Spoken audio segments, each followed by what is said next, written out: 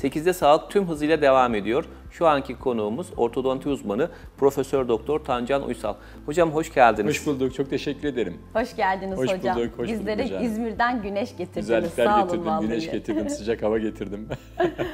Hocam günümüzde şeffaf plaklar artık çok yaygın olarak kullanılıyor. Şeffaf plak nedir? Bir genel tanımıyla başlayalım. Yani biz eskiden dişleri sıralamak amacıyla ortodontik olarak yamuk dişleri ya da ayrık dişleri ya da ortodontik bir problem varsa teller kullanıyorduk hepimizin bildiği gibi. Şahsen ben de 4 yıl tel taşımış, bunun sıkıntılarını empati yapabilecek seviyede gören bir kişiyim. Evet. Artık teknolojiyle beraber, dijital 3 boyutlu taramaların gelişmesiyle beraber artık biz tellerden biraz daha uzaklaşmaya ve şeffaf plak denilen, böyle şeffaf, görünmeyen, dışarıdan hiç anlaşılmayan plaklarla dişleri düzeltmeye başladık. Planlama bakımından öncelikle hastanın ağzından bir tarama yapıyoruz. Hastamızla beraber öncelikle onlara ben probleminin ne olduğunu çok iyi bir şekilde anlatıyorum, ideali gösterdikten sonra. Ve dişlerin nasıl düzeltilmesi gerektiği konusunda ayrıntılı bilgi veriyorum. Ve tedavinin sonunda dişlerin nasıl düzeleceği ve en son ne hale geleceği ile ilgili genel bir bilgilendirme yapıyorum. Onu da gösteriyorum görsel olarak. Ondan sonra planlama aşamasına geçiyoruz. Hastalarımızın verilerini, fotoğraflarını, ölçülerini, dijital taramasını ve filmlerini sisteme yüklüyoruz ve bir planlama hazırlıyoruz. CAD/CAM teknisyenleri bize bir taslak gönderiyorlar. Biz üzerinde çalışıp dişleri en son ne hale gelecek, nasıl bir estetik hem gülümseme sağlayacağız hem dişlerin en iyi şekilde kapanışını oluşturacağız diye bir hazırlık safhasından geçiyoruz.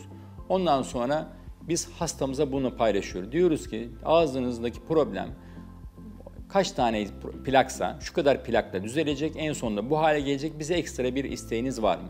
Hasta diyorsa ki benim ön dişim iki dişim uzun olsun. İki dişimin ben biraz böyle dönük olmasını seviyorum. Var böyle istekler. Daha doğal görünsün istiyorum.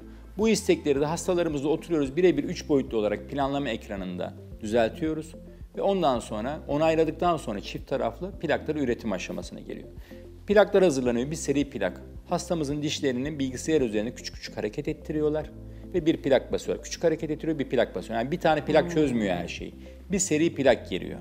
O plakların biz hastalarımıza 5-6 tanesini duruma göre teslim ediyoruz. Diyoruz ki 8-10 günde bir bunları değiştir. Hasta değiştiriyor, üstüne numaraları var. Bir sonraki plağa geçiyor, bir sonraki plağa geçiyor ve her değiştirdiğinde ağzında küçük küçük hareketler başlıyor. Dişler sıralanmaya başlıyor ve görsel olarak da artık hasta bunu gördükçe daha çok motive oluyor ve çok iyi takıyor.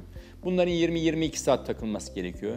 Yemek hariç her zaman ağzımızda olması gerekiyor. Bir şeyler içerken çıkarmıyoruz, uyurken çıkarmıyoruz. Bu hareketlerle dişlerimizin çok güzel bir şekilde başta ne planladıysak sonunda bu tedavinin sonunda güzel bir gülümsemeye, güzel bir kapanışa ortodontik olarak ulaşabiliyoruz. Zahmetsiz. Aynı anda aslında hocam öncesi var. Sonrasını aynı anda gösterip tedaviye başlaması çok güzel bir duygu Tabii, aslında. Tabii kesinlikle. Burada. Ve bir vurgulamak istediğim bir şey var. O harika bir şey. Yani hasta önce inanıyor. Yani evet işte. Bu böyle olacak deyip bir mutlu oluyor, motive oluyor ve ondan sonra daha çok şevkle plaklarımızı takıyor. Bir de ağrı bakımından değerlendirirsen çok daha az ağrılarla dişlere kopan, batan, kırılan, işte tellerde yaşadığımız sıkıntıları bunlarda yaşamamaya başladık. Yani hafif bir sıkma hissediyorlar ilk taktıklarında, başka bir şey hissetmiyorlar. Yarım saat sonra sıkma ortadan kalkıyor. Takıldığı ilk gün belki birazcık böyle problemlerini yaşıyor. Ondan sonra çok yakın zaman normale dönüyor. Hiçbir problem yaşamıyorlar. Total tedavi sürelerimiz tellere göre en az 5-6 ay kısalttığı yönde bilimsel bulgular ortaya çıkmaya başladı. Uzamıyor, tedavilerimiz uzamıyor. Hastalarımız dilediğince her şeyi yiyip içebiliyorlar. Eskiden biz erik sezonu açılınca eyvah derdik. Hastalarımız kaç tane braket kapıyla, kırığıyla geldi. Vallahi en büyük korkumuz erik dönemiydi. Evet. Artık ama ben doğal olarak her şeyi yemelerini söylüyorum. Çünkü artık kırılacak çok fazla şeylerimiz yok. Dişlerin üstüne böyle beyaz küçük noktacıklar yapıştırıyoruz, dolgu parçacıklar. Onlar dişlere yön vermek ve tutuculuk sağlamak amacıyla. Ama taktıkları zaman hastalarımız dışarıdan en yakın arkadaşlarının bile hiç göremeyeceği bir şeffaf plaklara takmış oluyorlar. Estetik olarak da çok iyi oldu. Ve konuşma bakımından etkilemiyor. 1-2 gün pelteklik yapıyor ilk takıldığında. Ondan sonra doktor, avukat, öğretmen birçok hastam var. Çok rahatlıkla kullanıyorlar ve bir yerden sonra, bir haftadan sonra hiçbir konuşmasında en ufak bir problem kalmıyor. Bu hayatlarını şeffaf plaklarla çok güzel bir şekilde devam ettirebiliyorlar. Hocam peki tedavinin yaşı nedir? Yani kaç yaşına itibaren Bu bir başlıyor olabilir? ortodonti Fatih Hocam. Yani bu bir ekstra bambaşka bir şey değil, tellerden ayrı bir şey değil. 7 yaşından 70 yaşına kadar Hastam oldu. Mutlulukla tedavi ettim. Artık yaşımız geçti. Bu yaştan sonra tel takamam diyenlere de hep ben böyle anlatıyorum. Artık şeffaf plaklar var diyorum. Artık görüntü bakımından sıkıntı yok. Dolayısıyla eğer ki dişsel problem varsa, dişlerinde yamukluk varsa, kapanışında problem varsa her yaşta ortodontik olarak düzeltmeyi yaparız ve onun da daha sonra ömür boyu takibini yaparız. Ortalama süre olarak ortodontik tedavinin süresi nedir peki hocam? Yani vakanın problemine göre çok değişiyor. Şeffaf plak penceresinden bakmam gerekirse 7 plak, 14 plakla tedavi ettiğim vakalarım var. Ama 100 plakla tedavi ettiğim vaka var. Yani bu ne demek oluyor? Her bir plak dişte belli bir seviyede kuvvet uyguluyor. 0.2 mm dişi hareket ettiriyor. Fazlasını yaparsanız dişi hareket ettiremezsiniz. Diş çünkü hafif kuvveti seviyor. Biraz fazla gelirse ki bir o ayarları biz işte tellerde daha zor yaparken bunlarda biraz daha güzel yapabiliyoruz. Çünkü her plana uygulayacağı kuvvet belli. Dolayısıyla total 7 mm hareket olacaksa bu 0.2 mm'lik plaklara bölünüyor ve işte 40 plak, 50 plak. Tedavi ne kadar şiddetliyse, problem ne kadar şiddetliyse ona göre plak sayısı karşımıza çıkıyor. Ve o plakları değiştirdikçe o problemin düzeldiğini ve dişlerin baştan planlamış olduğumuz son duruma güzel bir şekilde geldiğini rahatlıkla görebiliyoruz. O Hocam, hastanın problemine bağlı. Evet. Hocam peki yan etkisi ya da komplikasyonları oldu mu? Yani hiçbir yan etkisi, komplikasyonu yok. Yani nikel deseniz nikel yok ağızdan. Birçok en büyük alerjik şeylerden birisi biliyorsunuz. Tel hastalarında yaşadığım böyle dudaklarda kabarmalar, kızarıklıklar falan hatırlıyorum. Ama şeffaf plaklarda plastik içerikli bir malzeme, doku dostu bir malzeme. Bunun sitotoksik deneyleri, hücre üzerine deneyleri yapılmış seviyede. En ufak bir yan etkisi yok. Ve plaklar zaten dedim ya birkaç plak yani bir seri plaktan oluşuyor. Bir plak yıllarca ağızda kalmıyor. Bir şeyi karıştırıyor bazen hastalarımız. Gece plağı olarak takılan plaklar vardı eskiden.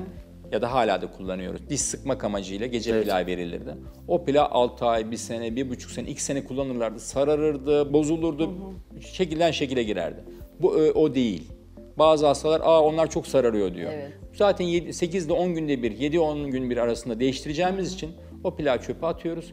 Yeni sıfır plak, bir sonraki diş hareketine geçecek olan plak açıyoruz, onları kullanıyoruz. Onun için fırçalama bakımından düşünün yani. Tellerle fırçalamayı düşünün. Her yiyecek artı üstüne birikirken şeffaf plaklarla plaklarınızı çıkarıyorsunuz. Dişlerinizi en ideal şartlarda temizleyebiliyorsunuz. Diş ipi kullanamazdık tellerle çünkü tellerden aşağıya ipi sokmak mümkün değildi. Yani. Ama şu an diş ipiyle dişlerimizin arasını temizleyebiliyoruz. Çünkü bazı hastalar vardır her yediği dişlerin arasına kaçar. Onların böyle ip kullanması gerekiyor. Diş eti o bölgeyi doldurmadığından dolayı. İplerimizi rahat rahat, temizliğimizi rahat rahat yapıyoruz. Onun için şeffaf plakların bu taraftan bakınca hiçbir yan etkisinin olmadığını düşünüyorum. Hiç böyle bir şeffaf plak taktım ve böyle oldu duymadım. Hatta rahatlıkla hastalarımızı gelin ediyoruz. Yıllarca telli duvaklı gelin ettik. Artık telsiz şeffaf plaklarla işte o düğün fotoğrafları çekilirken güzel güzel gülümseyerek fotoğrafları çektiriyoruz çünkü hiçbir şey görünmüyor. Böyle bir Hocam peki şeffaf plakların tarihçesi nedir? Yani şimdi veya bu braketler ne kadar zaman önce tam olarak bırakıldı diyebiliriz? 1900 yılların başından bahsediyoruz. Yani. Hatta Mısır'da dişlerin arasında şinelerin kullanıldığı, dişleri bir şekilde sabitlemek amacıyla ya da bir de hareket ettirmek amacıyla yani çok eski yıllarda tellerin kullandığını görüyoruz. Peki şeffaf plak teknolojisi biraz daha 3 boyutlu taramaların ve yazıcıların gelişmesiyle beraber yaklaşık belki yurt dışında 15 yıldır, 20 yıldır bir mağazaya dayanırken ülkemizde ise evet yaygınlaşmasını söyleyeyim 3-5 senelik bir süreç. Herkes tabii o yüzden bilmiyor. Daha yeni görmeye başladılar ama öyle bir popüler oldu ki şu anda ben normal tel takmıyorum. Hiçbir hastama tel uygulamıyorum. Yalnızca şeffaf plaklarla tedavilerimi yapıyorum ve her türlü zorluktaki vakayı şeffaf plaklarla, kah yalnızca plaklarla, kah bir takım ek mekanikler kullanarak, küçük vidalar kullanarak, bir takım lastikler kullanarak harika bir şekilde düzeltebiliyorum. Hatta dişlerin geriye doğru tek tek ittirilmesi birazcık daha böyle tel aşamasında zorlandığımız, vidalarla destek olduğumuz filan şeylerde. Şeffaf plaklarla üstteki 20 yaş dişlerini çekip arkadaki sınıf 2 problemler, alt çenenin geriliği ya da üst çenenin önde olduğu vakalarda üst dişleri harika bir şekilde şeffaf plaklarla geriye doğru ittiriyor.